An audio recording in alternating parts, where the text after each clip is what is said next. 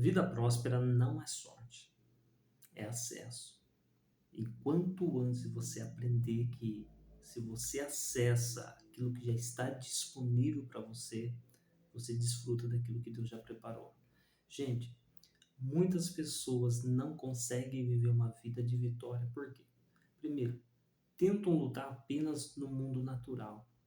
Eles procuram fazer somente aquilo que está à vista dele. E a gente precisa entender que, embora nós estamos inseridos sim no mundo físico, mas tudo acontece primeiramente no mundo natural. Gente, não existe coincidência, não existe o acaso. O que existe são coisas que acontecem no invisível para se materializar no visível. Enquanto você não entender que tudo acontece lá no invisível, no mundo espiritual, para depois se materializar aqui no mundo físico, você vai ficar lutando, lutando, lutando e às vezes você vai cansar. Se é que você já não está cansado. Eu quero trazer uma palavra aqui que vai abrir os teus olhos para as coisas que acontecem.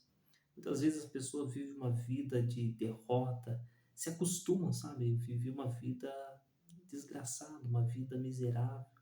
As coisas não dão certo aqui, é por conta disso, por conta da economia, por conta. Gente, você tem que entender que a bênção do Senhor está sobre a sua vida. O Senhor me fez lembrar aqui daquela passagem de quando Abraão chegou, né, ali na planície, junto com o seu sobrinho Ló, e falou para ele: Olha, escolhe o lugar que você quer ir. Porque se você for para a direita, eu vou para a esquerda. Se você for para a esquerda, eu vou para a direita. Veja que Abraão não estava preocupado com aquilo que é visível. Ele estava preocupado com aquilo que ele tinha dentro dele, que era a bênção do Senhor. E quando você tem a bênção do Senhor e você não anda por vista, você anda por fé, você não anda por aquilo que você está vendo, mas você anda por aquilo que você crê. Você não se preocupa com aquilo que os seus olhos enxergam. Você se preocupa em enxergar aquilo que os olhos de Deus vê. Veja que Ló, olhando apenas o natural, ele falou: Bom, eu vou escolher o melhor lugar. Ele foi para as planícies. E ali, gente, você sabe o final dessa história. Sodoma, Gomorra foi destruído e Abraão precisou depois salvar Ló. Mas veja, a palavra que eu quero trazer aqui para você hoje trata de uma fala, de um diálogo do diabo com Deus, quando Deus ele mostra para Satanás como que Jó era fiel. E nesse diálogo que está ali no capítulo 1, gente, por isso que você precisa ler a Bíblia, mas não ler como se você estivesse lendo no jornal. Eu nem gosto de usar o termo ler a Bíblia. O que eu gosto é de falar que você deve meditar. E meditar é você comparar, reler, sabe, ponderar, refletir. Isso é meditar. E as pessoas praticamente não meditam. As pessoas praticamente não estudam a Bíblia. Mas veja que Satanás, nesse diálogo, no capítulo 1, está aqui no verso de número 9, ele dá uma deixa, gente, que se você for esperto, você vai pegar essa chave e você vai ver que as coisas na sua vida vão mudar. Veja só, naquele diálogo, quando Deus fala com Satanás: Olha, observaste o meu servo Jó? Não há ninguém na terra como ele, homem temente, íntegro, reto. Veja só, olha a resposta de Satanás. Veja só, o verso 9, eu quero só ler aqui o verso 9. Diz assim, olha: Será que Jó não tem razões para temer a Deus? Deixa eu continuar aqui o verso 10.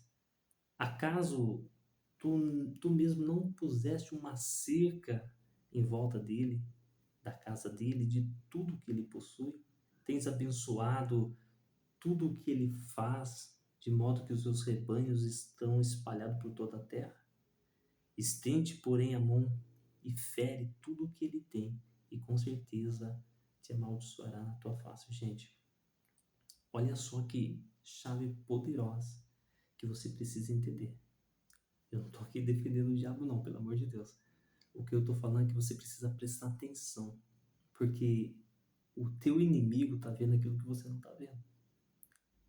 Veja só, Satanás ele disse para Deus: Olha, É claro que Jó vai te temer, vai temer a ti, vai te servir, porque tu puseste uma cerca ao redor dele e tem abençoado tudo que ele tem. Gente, vamos olhar para o mundo físico.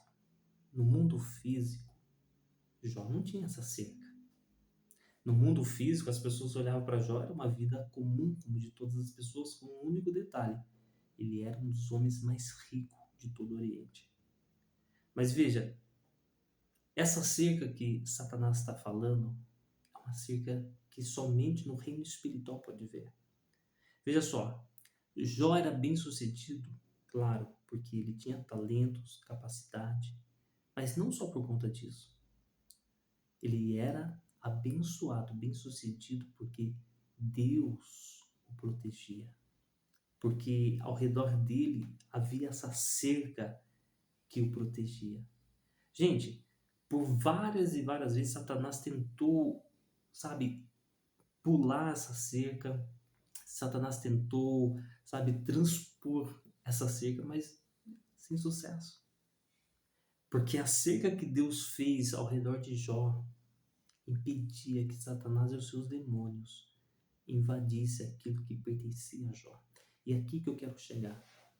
Enquanto você não entender que primeiro você precisa cuidar do espiritual, para depois você se preocupar com o mundo físico, você vai fazer, fazer, fazer e não vai dar certo. A Bíblia diz assim, olha, não vale a pena a pessoa acordar de manhã, dormir tarde, sabe? Se Deus não for aquele que é o responsável por cuidar dele. O que eu quero que você entenda é que, primeiramente, você precisa estar alinhado com o reino espiritual. Tanto é que Mateus 6,33 já diz: buscar em primeiro lugar o reino de Deus e a sua justiça, e as demais coisas vos serão acrescentadas. Gente, aprenda a buscar o reino de Deus. Aprenda primeiramente a acessar o invisível.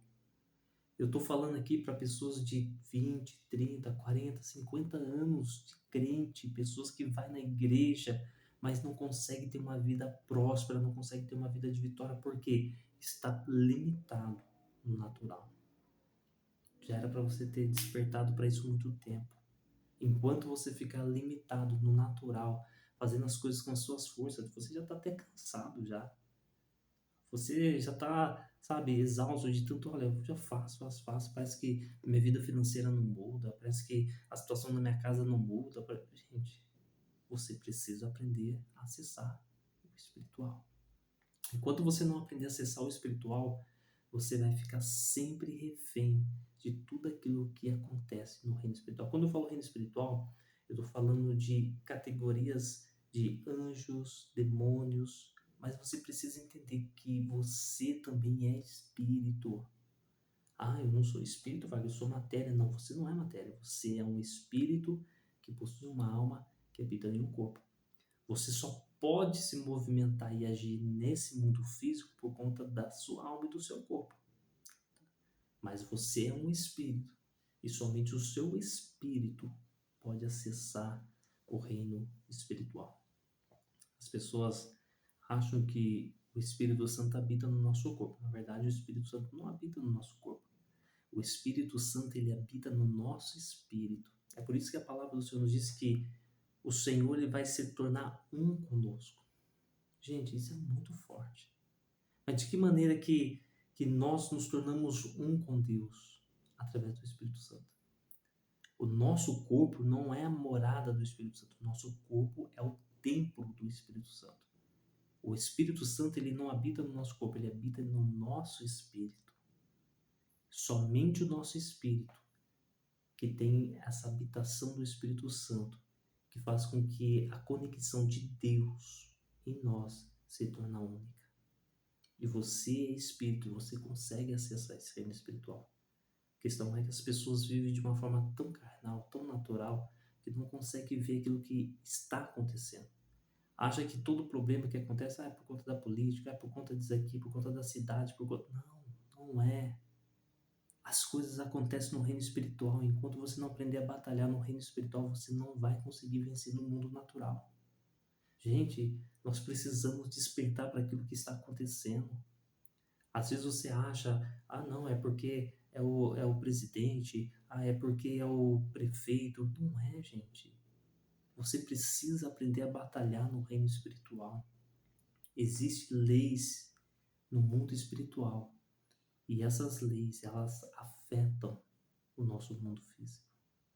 E veja só, Jó era bem sucedido porque ao redor dele havia essa proteção. Quando Deus permitiu que Satanás tocasse, é como se Deus estivesse dizendo: olha, eu vou abrir aqui essa cerca para que você possa entrar. Gente, vocês viram o estrago? E um dia, quanta desgraça aconteceu na vida de Jó. Sabe, ele perdeu seus rebanhos, seus servos, seus filhos. Gente, foi uma desgraça atrás da outra. Se você ler o livro de Jó, você vê quando um mensageiro, um servo dele estava trazendo a mensagem, antes dele acabar, já veio o outro contando outra desgraça, já veio o outro contando outra derrota, gente, por conta de uma brecha que o próprio Deus permitiu. E nós conhecemos a história. O livro de Jó, ele não foi escrito para poder contar as lutas e dificuldades do cristão, não. O livro de Jó foi escrito para mostrar que mesmo em meio às lutas, mesmo em meio às dificuldades, quando você permanece fiel a Deus, Deus ele te exalta. Tanto é que o capítulo 42 de Jó retrata que o último estado de Jó foi muito melhor do que o primeiro. Deus deu em dobro tudo que tinha. Gente, a bênção do Senhor é que enriquece. E você precisa aprender isso. Aprenda a buscar o reino espiritual. Aprenda a acessar aquilo que já está disponível para você. Deus, ele já te abençoou com toda sorte de bênçãos. Essas bênçãos espirituais em Cristo Jesus. E é através de Cristo que você tem acesso a essas bênçãos. Então para de ficar mendigando no mundo natural. Para de ficar, sabe, implorando no mundo natural. Acesse o mundo espiritual. Por isso que eu falo para você que prosperidade não é sorte, é acesso. Enquanto antes você entender e acessar, mais rápido você vai desfrutar. Que Deus te abençoe. Tamo junto. Guarde essa palavra no seu coração.